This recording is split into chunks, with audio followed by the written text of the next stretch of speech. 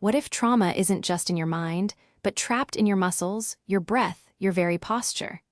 Somatic therapy offers a radical path to healing by working directly with the body's wisdom. Imagine a veteran who flinches at a car backfiring years after leaving combat, or a survivor of childhood abuse who feels a knot in their stomach in certain rooms.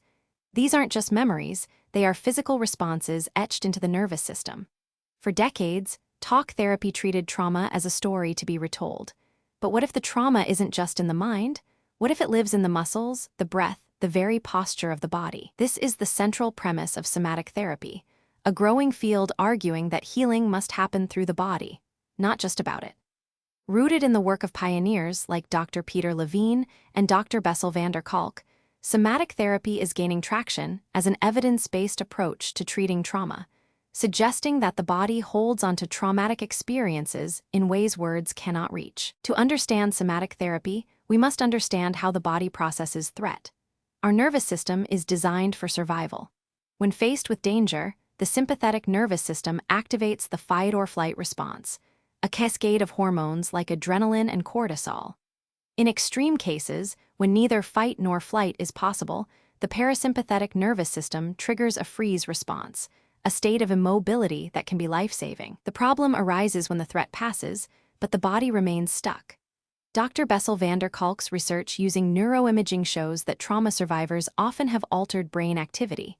The prefrontal cortex, responsible for rational thought, shuts down, while the amygdala, the brain's alarm system, remains hyperactive. This means a survivor may be unable to articulate their experience, but their body still reacts as if danger is present. Dr. Stephen Porges' polyvagal theory provides a crucial framework for somatic therapy. Porges identified 3 branches of the vagus nerve that correspond to different states: the ventral vagal, which governs social engagement and safety, the sympathetic, which controls fight or flight, and the dorsal vagal, which triggers freeze and collapse. Trauma often leaves individuals stuck in either hyperarousal, chronic anxiety, or hypoarousal, numbness and depression. Somatic therapy aims to restore what Porges calls neurosption, the subconscious ability to detect safety and danger. By gently guiding clients back to a state of ventral vagal regulation, the therapy helps the nervous system relearn how to feel safe in the present moment, releasing the grip of past trauma. A growing body of research supports somatic therapy's effectiveness. A 2017 randomized controlled trial found that somatic experiencing significantly reduced PTSD symptoms in veterans, with fewer flashbacks and improved sleep. Another study using fMRI revealed increased activation in the prefrontal cortex and decreased activation in the amygdala after body-based therapy, suggesting the brain learns to distinguish past threat from present safety.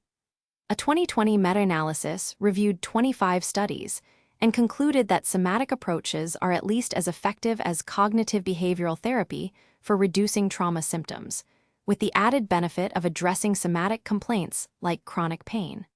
Perhaps most compelling is the work of neuroscientist Dr. Candace Pert, who discovered that neuropeptides, chemical messengers of emotion, are found throughout the body, providing a biological basis for why physical touch and movement can shift emotional states. A typical somatic therapy session looks very different from traditional psychotherapy.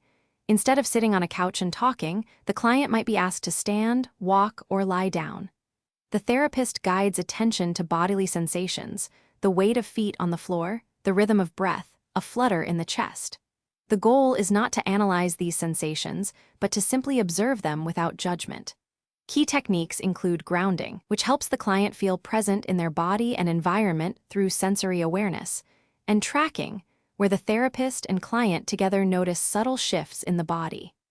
This process allows the nervous system to complete incomplete defensive responses that were interrupted during the trauma, often called discharging trapped energy. Despite its growing popularity, somatic therapy is not without controversy.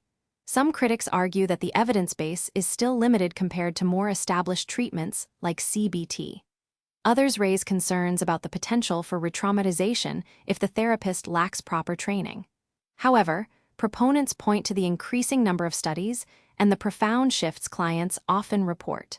The field is evolving rapidly, with new research exploring how somatic approaches can be integrated with other modalities. What remains clear is that, for many trauma survivors, traditional talk therapy alone is not enough. By honoring the body's role in storing and releasing trauma, somatic therapy offers a hopeful path toward true healing, one that acknowledges that the body, too, has a story to tell. If you found this exploration of somatic therapy valuable, consider sharing it with someone who might benefit. The journey to healing is as unique as each body that holds its story.